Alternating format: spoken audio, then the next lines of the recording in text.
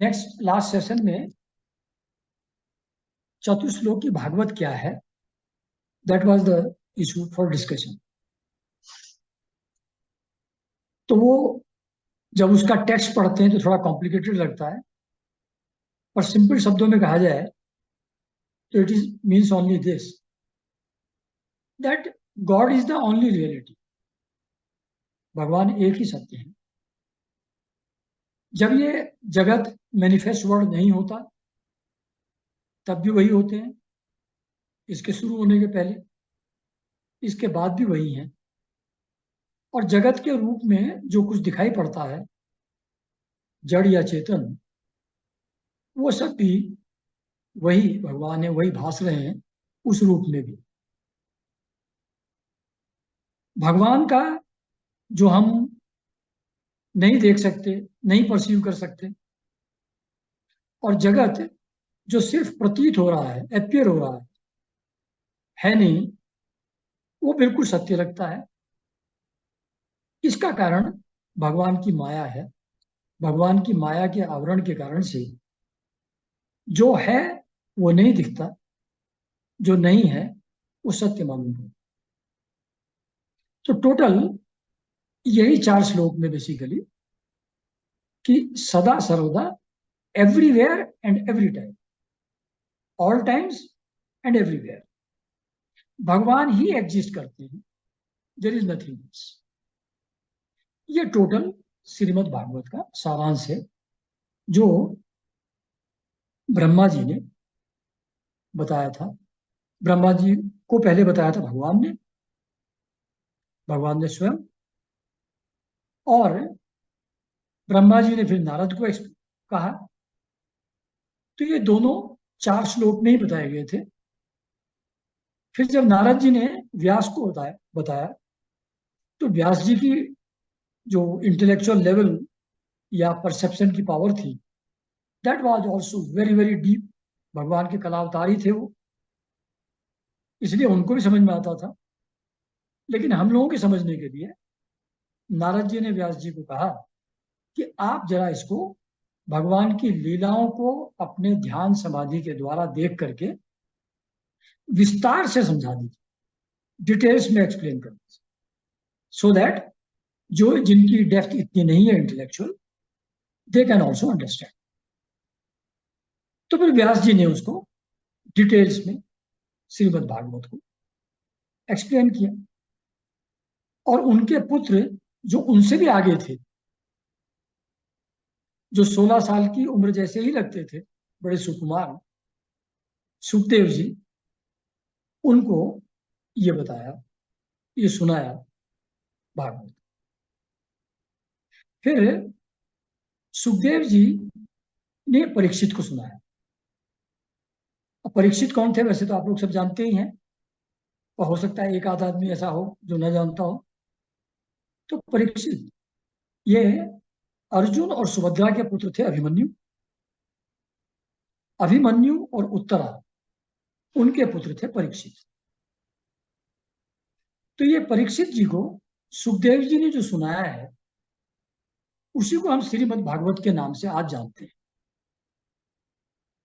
लेकिन वो कौन से सर्कमस्टेंस थे जिसमें सुखदेव जी ने परीक्षित जी को ये श्रीमद् भागवत सुनाया?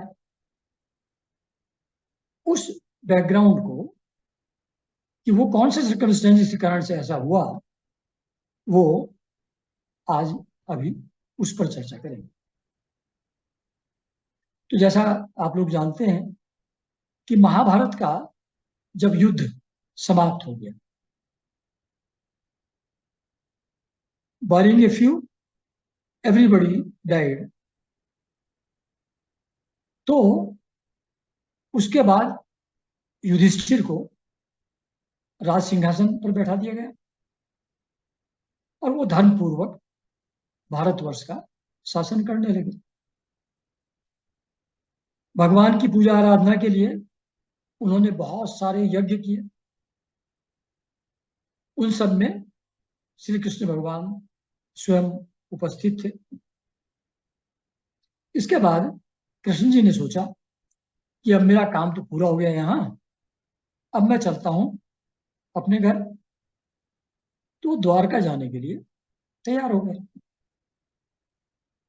तो परमिशन दे ही रहे थे वहां से जाने की कि तभी बहुत भयभीत होते हुए, एक्सट्रीमली ऑफर, उत्तरा, अभिमन्यु की वाइफ, वो दौड़ते हुए वहां आई। बहुत डरी हुई थी। तो उसके पीछे बहुत ज्वलनशील, जलते हुए फायर में, वो ब्रह्मास्त्र उसके पीछे लगा हुआ था, जिससे पांडवों के वंश को निर्बीज कर दे, उसके गर्भ को समाप्त कर दे उत्तरा की। अभिमन्यु तो मर चुके थे लड़ाई में, और उत्तरा प्रेग्नेंट थी उस समय। तो उत्तरा ये चाहती थी कि मैं भले ही मर जाऊं, लेकिन मेरा गर्भ बचा रहे, पांडवों का वंश आगे चलता। तो दौड़ करके आई और पैरों में पड़ गई कृष्ण भगवान की कि मुझको बचाइए, मेरा गर्भ बचाइए। तो खैर, उनके लिए क्या समस्या है, वो तो भगवान ही है। तो उन्होंने माया के एक कवच से उस गर्भ को पूरी तरह कवर कर दिया, ढक दिया। उसके बाद बिल्कुल अंगूठे भर साइज के शेप में कृष्ण भगवान खुद उत्तरा के गर्भ में प्रवेश किए और अपनी गदा, कमोद की गदा, उसको घुमाते हुए उसके चारों तरफ उसको घुमाते हुए घूमने लगे। सुंदर रूप का वर्णन किया हुआ है, कैसे रंग रूप था उनका, कैसे कपड़े थे, कुंडल के मुकुट एटसेट्रा। तो ऐसा ज्योतिर्मय, अत्यंत सुंदर पुरुष गदा घुमाते हुए शिशु के चारों तरफ घूमने लगे। और उससे जो अश्वत्थामा ने उस गर्भ को नष्ट करने के लिए ब्रह्मास्त्र का प्रयोग किया था, उस ब्रह्मास्त्र को शांत कर दिया। और फिर वो जो अंगूठे के बराबर के साइज के कृष्ण भगवान गर्भ में प्रवेश किए थे, फिर वो इस काम को कंप्लीट करके अंतर ध्यान हो गए, डिसअपियर हो गए अचानक। तो फर्स्ट एनकाउंटर ऑफ परीक्षित, जब उनकी जान बचाई भगवान श्री कृष्ण ने, उसी समय पहली बार ही उन्होंने श्री कृष्ण भगवान को वहां पर देखा। तो उनके प्रति भक्ति भाव, प्रेम भाव के पहले से ही उनके अंदर था। फिर वो जैसे जैसे बड़े होते गए,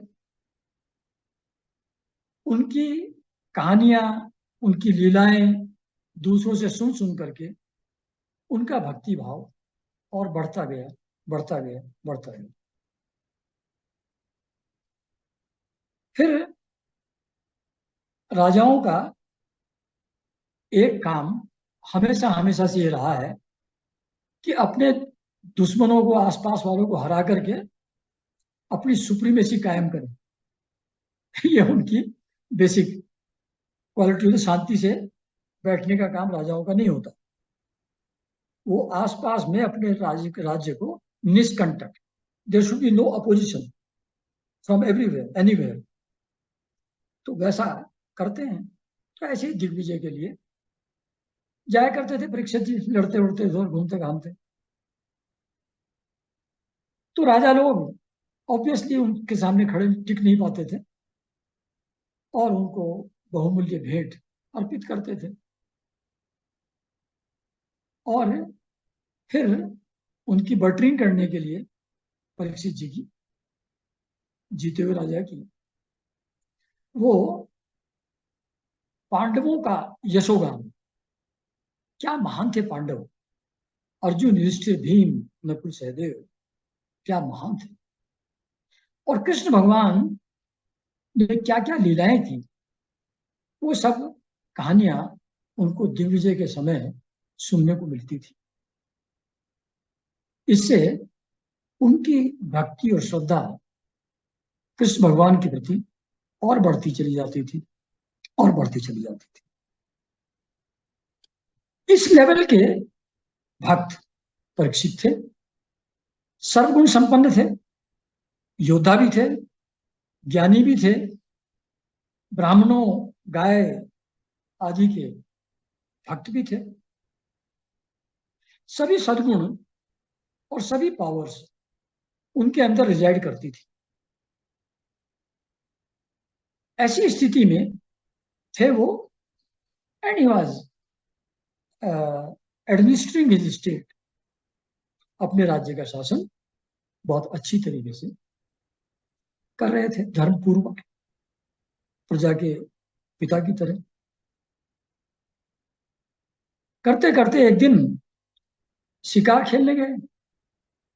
शिकार खेलना भी शौक हुआ करता था राजाओं। शिकार खेलने गए, बहुत देर होगी इधर उधर भटकते हुए, दौड़ते घूमते, तो उनको कहीं पर पानी नहीं मिला, जलाशय नहीं मिला, वाटर सोर्स नहीं मिला। तो देखा कि एक कुछ आश्रम है पास में, तो सोचा चलो भूख प्यास लगी हुई है, कुछ पानी वानी वहां मिल ही जाएगा। तो वहां गए, तो वो समीक मुनि थे। समीक मुनि के आश्रम में ये चले गए। समीक मुनि समाधि में बैठे हुए थे। वो तो ब्रह्म से एक थे उस समय। उनको आसपास में कौन है कौन नहीं, इस चीज का कोई ज्ञान था ही नहीं। तो इन्होंने उसी अवस्था में उनसे पानी मांगा। तो उनको तो पता ही नहीं चला कि पानी मांग रहे हैं। तो ये भूख और प्यास से बहुत व्याकुल थे। जिंदगी में एक ऐसी अवस्था कभी उनके सामने आई ही नहीं थी। तो बुद्धि भ्रष्ट हो गई। कैसे आदमी की बुद्धि भ्रष्ट हो गई? जो हर सर्वगुण संपन्न थे। He had every quality, every attribute, every power. But body का होल्ड ऐसा होता है आदमी के ऊपर कि a man of that stature, वो भी, उनको लगा कि ये ऐसा कैसे हो सकता है कि इसको पता नहीं लग रहा कि मैं आया हूं। झूठ मूठ ढोंग करके बैठा होगा, सोच रहा होगा कि ये राजा वाजा हैं, इनसे हमारा क्या लेना देना। तो उनके अंदर ईर्ष्या और क्रोध का जन्म हो गया, और आउट ऑफ फ्रस्ट्रेशन वो, एक मरा हुआ सांप था पास में कोई, उसको अपनी धनुष की नोक से उठाया और उसके गले में डाल दिया। गले में डाल के ऋषि मुनि के ये चले गए अपना राजधानी वापस। इसकी खबर समीक मुनि का एक यंग बेटा था,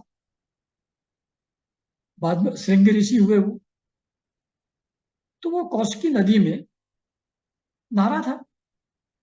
दूसरे साथ के बच्चों बच्चों ने बताया कि तुम्हारे पिताजी के साथ ऐसा ऐसा कर दिया है, उन्होंने, आए थे राजा परीक्षित।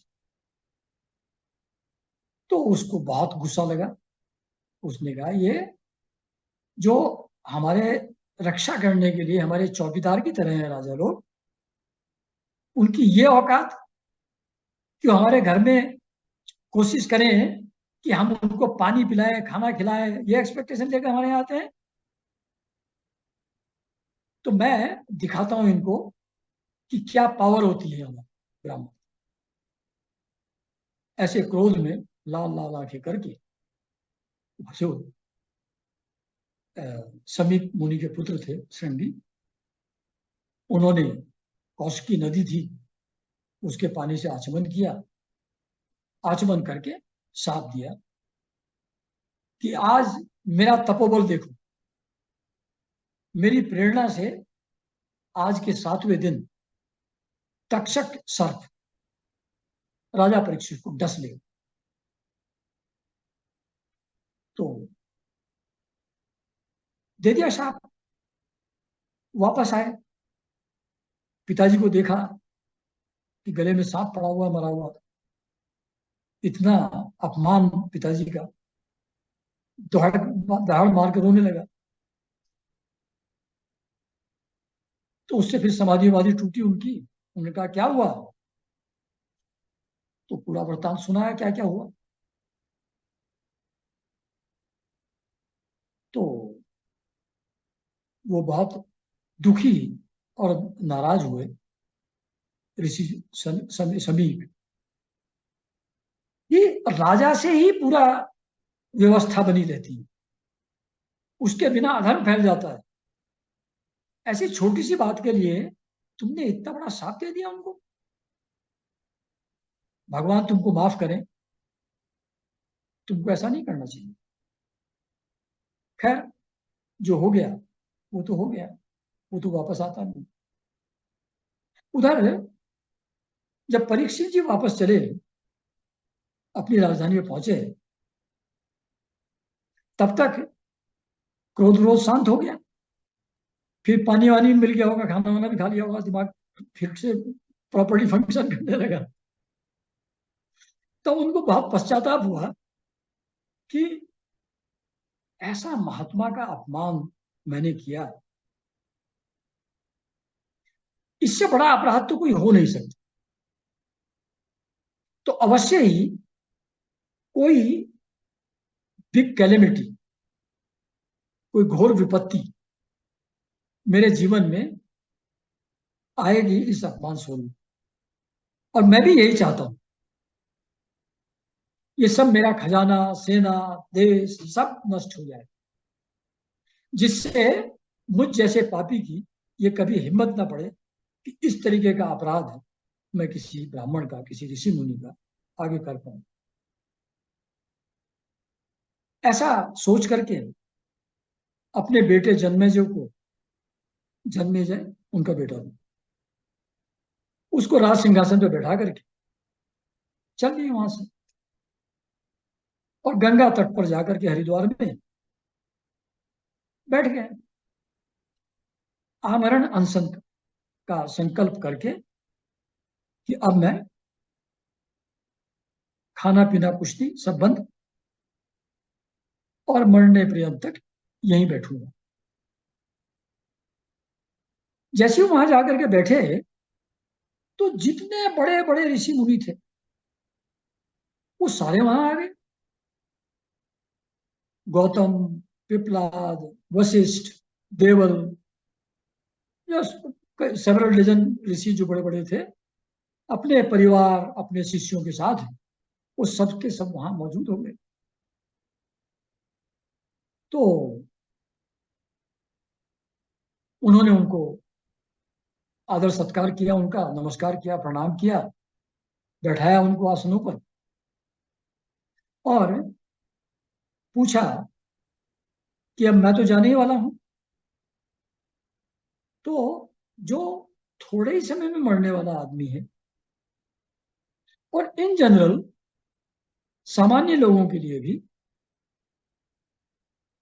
वो कौन सा कर्म है, किस तरीके के कार्य उसको करने चाहिए अपने अंतिम समय में, या नॉर्मल लोगों को लाइफ में अपनी, जिससे वो संसार सागर को पार कर सके, ऐसा विशुद्ध कर्म वो क्या है, वो आप सोच विचार करके आप सब ऋषि मुनि लोग मुझको बताइए। जब ये क्वेश्चन पूछ ही रहे थे, तो विचरण करते हुए, यानी कि एमलेसली वॉन्डर करते हुए, सुखदेव जी वहां पधार गए, प्रकट हो गए। फिर उनको देख करके सारे ऋषि मुनि के सब खड़े हो गए, सब उनका सत्कार करने लगे, जबकि वो देखने 16 ईयर ओल्ड बॉय जैसे लगते थे। तो जब आ रहे थे, तो बच्चे और औरतों ने घेरा हुआ था उनको, तो बच्चे और औरतें बड़ी प्रसन्न थी उनके साथ, क्योंकि वो निर्विकार साधु टाइप के थे, बहुत ही अट्रैक्टिव भी थे, और किसी तरीके की डिजायर उनके अंदर, वासना कुछ भी नहीं था उनके अंदर। तो इन चीजों को बच्चे और औरतें पहचान पाती हैं, आदमी लोग नहीं पहचान पाते ऐसी स्थिति को। इसलिए औरतों और बच्चों से घिरे हुए थे वो। जब वो उधर आए तो वो लोग उनके साथ, जैसे ही बड़े बड़े ऋषि मुनियों को उनको प्रणाम करते हुए, राजा को प्रणाम करते हुए देखा, तो फिर वो बच्चे और वो चले गए कि भाई ये तो कोई महान आदमी था, हम लोग इसको साधारण समझ रहे थे। तो खैर वहां पहुंचे, राजा ने उनका स्वागत किया, प्रणाम किया, और कहा कि हमसे भाग्यशाली कौन हो सकता है दुनिया में, इतने बड़े अपराधी होने के बावजूद, इतना बड़ा क्रिमिनल एक्ट करने के बावजूद, इतने सारे संतों का संग मुझको मिल रहा है, तो अवश्य ही भगवान कृष्ण मुझ पर प्रसन्न है। और ये जो वैराग्य मुझको पैदा हुआ, जो आसक्ति वर्ल्डली अफेयर्स में मेरी हो रही थी वो खत्म हुई, वो भगवान कृष्ण का ही, उन्हीं की कृपा है। तो उन्होंने अपने सुहृद, अपने बहुत प्रिय पांडवों का वंशधर समझ करके कि मैं उन्हीं की लीनिएज का हूं, मेरे साथ अपनों जैसा व्यवहार किया है, मुझको अपना समझा है। और ऐसी स्थिति में वो अंतिम समय में मेरे यहाँ सामने प्रकट हुए, जो ऋषि मुनि हैं और सुखदेव जी। तो फिर उन्होंने वही प्रश्न जो पहले दूसरे ऋषियों से किया था, वही प्रश्न सुखदेव जी से पूछा कि जो मरणासन है, अबाउट टू डाई, और मनुष्य मात्र यानी कि पीपल इन जनरल, उन लोगों को क्या करना चाहिए जीवन में, ये आप मुझको बताइए। तो जो सुखदेव जी ने इस प्रश्न का उत्तर परीक्षित जी को दिया, तो वो दूसरे स्कंद से 18वें स्कंद तक वही जो उत्तर है, वही श्रीमद् भागवत के नाम से जाना जाता है। तो ये बेसिकली सुखदेव जी और परीक्षित का संवाद है, और हम लोगों का धर्म क्या है, what all we should be doing, ये सब डिस्कशन है पूरे भागवत। तो ये बैकग्राउंड वाला जो पार्ट था, ये 4 खंडों में भी पूरा हुआ। अब हम लोग आगे से इसको एक एक चैप्टर वाइज अब शुरू से डिस्कस करें। तो अभी खत्म नहीं हुआ है, अब श्रीमद् भागवत अब शुरू होता है। यहां से ये बैकग्राउंड बताया कि कैसे ये एग्जिस्टेंस में आया भागवत, और कैसे, क्या इसकी उपयोगिता है। तो श्रीमद् भागवत में पहले, सबसे पहले महात्म्य, उसकी इंपॉर्टेंस, ग्रेटनेस, उसकी यूटिलिटी, महात्म्य सबसे पहले डिस्कस किया गया श्रीमद् भागवत में, कि श्रीमद् भागवत का महत्व क्या है, उसकी इंपॉर्टेंस क्या है। तो ये जो ऐड किया गया है श्रीमद् भागवत में महात्म्य शुरू में, ये श्रीमद् भागवत का नहीं है, ये पद्म पुराण से लिया गया। तो पद्म पुराण में श्रीमद् भागवत का महात्म्य लिखा है, तो वो यहां पर कॉपी किया गया। तो ये ऐसे शुरू होता है महात्म्य कि सौनक जी मतलब जब परीक्षित जी भी चले गए, उनकी भी डेथ हो गई, फिर और बहुत साल गुजर गए, तो एक जगह है बहुत अ, धार्मिक दृष्टि से इंपॉर्टेंट, नैमिषारण्य, यूपी के सीतापुर डिस्ट्रिक्ट में है। तो वहां पर एक हजारों साल चलने वाला एक सत्र, एक यज्ञ शुरू किया शौनक जी और दूसरे ऋषियों ने मिलकर। और सूत जी भी व्यास जी के शिष्य थे। सूत जी ने व्यास जी से श्रीमद् भागवत सुना था। तो सूत जी को उन्होंने व्यास गद्दी पे बैठाया, यानी कि जो पढ़ करके सुनाने वाले हैं उसके स्थान पर बैठाया उनको, और उनसे पूछा कि सूत जी, आप तो सभी पुराणों के ज्ञाता हैं, आपका ज्ञान अगाध है, अनलिमिटेड है, तो भक्ति, ज्ञान और वैराग्य ये कैसे बढ़े, इनकी वृद्धि कैसे हो जीवन में हमारे, भक्ति, ज्ञान और वैराग्य कैसे आए, कैसे उनकी वृद्धि हो, और वो कौन सा साधन है जिससे श्री कृष्ण को, भगवान को हम प्राप्त कर सकें, जिससे वर्ल्डली अटैचमेंट्स, मोह माया से हमारा पीछा छूट सके और हम भगवान श्री कृष्ण को प्राप्त कर सकें। ऐसा कोई साधन आप हमको बताइए। ऐसा सौनक जी ऋषि ने सूत जी से पूछा। तो सूत जी समझिए कि मेरे में स्टोरी टेलर, एंकर टाइप। तो सूत जी ने कहा कि चलिए मैं आपको सुनाता हूं। एक बार विशालापुरी में, अब आजकल उसका नाम क्या होगा मालूम नहीं, पर जो भागवत में लिखा है विशालापुरी कोई जगह रही होगी, उसमें सनकादि ऋषि सत्संग के लिए आए। अब ये सनकादि ऋषि कौन है? ये चार हैं, सनत, सनंदन, सनक, और एक और है कौन सा, सर से ये। तो ये चारों भाई हैं, चारों ब्रह्मा जी की फर्स्ट क्रिएशन। ब्रह्मा जी ने जब क्रिएशन शुरू किया तो मानसिक क्रिएशन, माइंड से क्रिएट किया।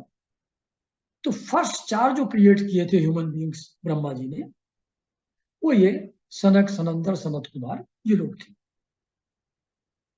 ये 5 साल की एज के बच्चे जैसे ही हमेशा बने रहते थे। काल का, समय का इनके ऊपर कोई प्रभाव नहीं था। टाइम से उनमें कोई चेंज नहीं आता। तो ऑब्वियसली छोटे बच्चे हैं, तो विदाउट एनी क्लोथ नंगे घूमते थे, चारों बच्चे, चारों। लेकिन देवर द एल्डेस्ट ऑफ ऑल, वो फर्स्ट क्रिएशन थी ब्रह्मा जी। तो वो लोग सत्संग के लिए विशालापुरी में आए हुए थे। सत्संग क्या करते थे सो दैट जिन लोगों को जरूरत है वो लोग ज्ञान ध्यान की बातें सीख सके। वहां जब बैठे थे तो देखा नारद जी बड़े लुटे पिटे हुए आदमी की तरह, as if he lost everything, दौड़ते हुए चले जा रहे हैं कहीं। तो सनकादि ने कहा कि आप तो विरक्त हैं, आपका अटैचमेंट किसी से है नहीं, मोह माया आपके अंदर है नहीं, और आपको देख के तो ऐसा लगता है कि जैसे आपका सब कुछ लुट गया हो। तो ऐसी स्थिति में आप कहां से पहुंच गए, ये बात कुछ समझ में नहीं आई। सनकादि ने पूछा। कहने बताता हूँ, भले मिले आप, बड़ा अच्छा हुआ आप मिल गए। एक्चुअली मैं पृथ्वी को सर्वोत्तम लोक समझ करके, यानी कि सबसे मोस्ट, जिसमें ऑल वर्च्यूज आर देयर, ऐसा समझ करके मैं घूमते घामते पृथ्वी लोक पर आया था। यहां मैं बहुत तीर्थ स्थानों में गया, लेकिन बिल्कुल भी शांति मुझको कहीं नहीं मिली। देखता हूं चारों तरफ कलयुग का बोलबाला है, सब तरफ अधर्म फैल रहा है। जो साधु संत जिनको कहा जाता है वो बिल्कुल पाखंडी हो गए हैं, और साधु संत जिनको कहा जाता है वो भी स्त्रियों और धन के पीछे, वो भी पगलाए हुए घूम रहे हैं, वो भी इकट्ठा कर रहे हैं, धन इकट्ठा कर रहे हैं, औरतें इकट्ठी कर रहे हैं। स्त्री और पुरुष सब में लड़ाई चलती रहती है हमेशा। ब्राह्मण लोग ज्ञान बांटने के बजाय पैसा ले लेकर के वेद पढ़ाते हैं। स्त्रियां वैश्यावृत्ति से अपना पेट भर रही हैं, और ऐसी बहुत सारी चीजें लिखी हैं वहां जो कलयुग के दुर्गुण हैं महात्मा में। ये सब देखते हुए, बड़ा परेशान होते हुए, मैं यमुना के तट पर पहुंचा, वृंदावन में। तो वहां मैं क्या देखता हूं कि एक बड़ी सुंदर यंग वुमन बैठी हुई है, उसके पास में दो बूढ़े लेटे हुए हैं, और वो जोर जोर से सांस ले रहे हैं, होश नहीं है उनको, बेहोशी में वो पड़े हुए हैं। तो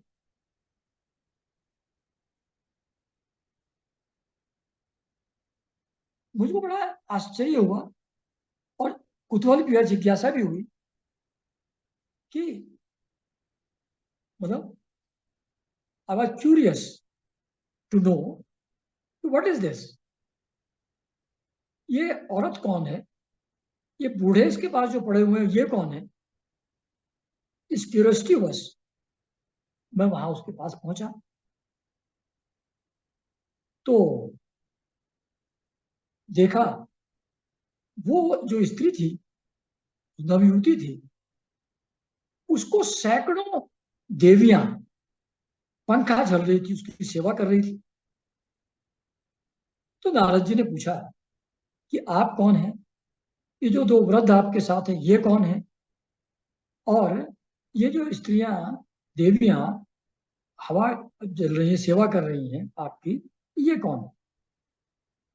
ऐसा पूछने में नारद जी ने बताया, नारद जी के पूछने पर उस स्त्री ने बताया कि मैं भक्ति हूं, मैं भक्ति हूं। मैं पैदा तो हुई थी द्रविड़ में, यानी कि तमिलनाडु में। मेरा पालन पोषण कर्नाटक में हुआ, महाराष्ट्र में भी I was okay to some extent, but by the time I came to Gujarat तो मेरी हालत बहुत खराब हो। और ये जो दो वृद्ध पड़े हुए हैं मेरे पास, ये ज्ञान और वैराग्य है। मैं भक्ति हूं, और मेरे ये पुत्र हैं ज्ञान और वैराग्य। तो जब मैं वहां से चलते चलते वृंदावन आई, तो यहां श्री कृष्ण के प्रभाव से मैं तो युवती हो गई, मैं तो रिगेन कर गई अपनी इस पोजीशन। लेकिन ज्ञान और वैराग्य, इनका कोई खरीदार यहां भी नहीं है, भक्ति के तो हैं। इसलिए मैं तो हो गई यंग, और ये बूढ़े यहाँ पड़े हुए हैं, और इनकी बड़ी बुरी हालत है। तो होना तो ये चाहिए कि माँ बूढ़ी हो, बच्चे जवान हो, लेकिन हो यहाँ उल्टा रहा है। तो ये ऐसी स्थिति क्यों हुई, मेरी ऐसी स्थिति क्यों हुई, और बच्चों की मेरे ऐसी स्थिति क्यों हुई, इसको आप जरा मुझको बताइए और ये बता करके मेरा दुख दूर करिए। ऐसी रिक्वेस्ट मैडम भक्ति करती है नारद जी से। तो अब टाइम तो बचा है सिर्फ 3 मिनट, तो मेरे ख्याल से यही ठीक रहेगा, क्योंकि नया शुरू करूंगा अगर। Just a minute.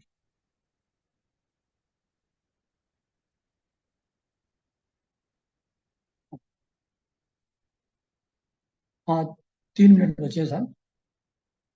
तो भक्ति ने खैर शुरू किया डिस्कशन और कहा कि जब राजा परीक्षित ने कलयुग को पकड़ लिया था,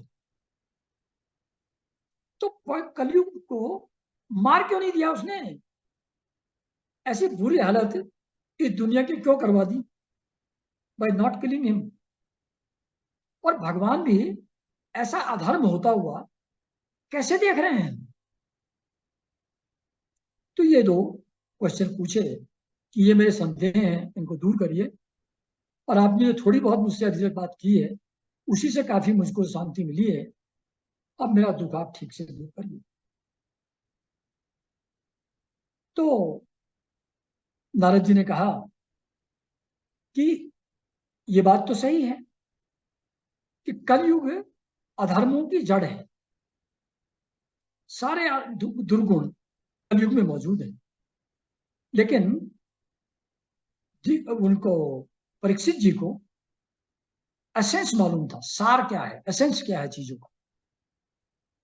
तो उन्होंने देखा कि ये कलयुग सारे दोषों की खान होते हुए भी इसके अंदर एक महान गुण है, और वो ये है कि जो तपस्या, योग और समाधि, बहुत कठिन परिश्रम से भी जो स्थिति प्राप्त नहीं होती, जो ब्रह्म की प्राप्ति नहीं होती, वो कलयुग में सिर्फ हरि कीर्तन करने से मिल जाता है। हरि कीर्तन करने मात्र से मिल जाता है सब कुछ। और जैसा पिछली बार एक बार बताया था मैंने कि इसमें पाप कर्म फिजिकली करने से ही पाप होते हैं, और पुण्य कर्म सिर्फ सोच लेने से, संकल्प करने से, बाय मेयर थिंकिंग हो जाते हैं। ये एक बहुत बड़ा प्लस पॉइंट है जो दूसरे युगों का नहीं है। इसलिए जो परीक्षित जी थे, उन्होंने इसको रहने दिया कलयुग को यहाँ, ये एक्सप्लेन किया उन्होंने। इसके आगे कहानी अगले एपिसोड में। तो नमस्कार एवरीबॉडी।